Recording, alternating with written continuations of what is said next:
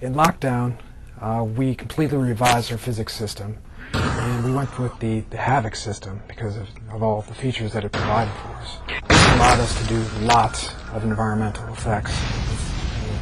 The character actually interacting and changing the environment.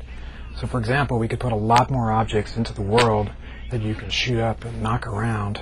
We actually built this entire system for managing damage of these Havok objects, as we call them.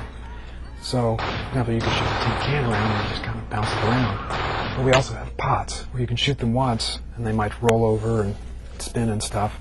You shoot them again, and they shatter, and the particles that are created also bounce with the Havok system. One of the new things they had in the version of Havok that we started working with was blending between animation and physics. So we really tried to leverage that. So we have, when you wound one of the bad guys, it will not only play an animation, but at the very same time it's doing physics.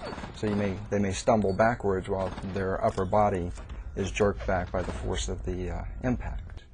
In addition to that, we wanted to try and get the best of both worlds in death animations in terms of the richness and kind of movie stylisticness of death animations versus the realistic looking impacts of pure physics for death. So we will randomly choose at times between the two. Even when a character is already playing a death animation, you might be able to shoot them again and then they'll go into physics. So we can get a lot of variety. We went through and made sure that all of the lighting was consistent across everything, levels, characters, objects. So you get this nice immersive effect. There's nothing that stands out and says, just stands out.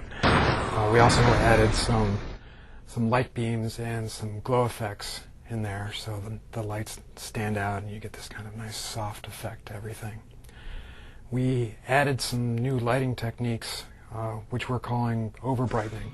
So that in sunny areas, you get the nice bright sunny things, and in indoor areas, like if you have a hot spot on a wall or something like that, it'll stand out and glow really nicely there. We really improved the amount of shadows, the fog, and all these things taken for account. And too, so we really went to a lot, had the engineers create technology for the fog that we could create many different settings in the fog, which changes the feeling of the level.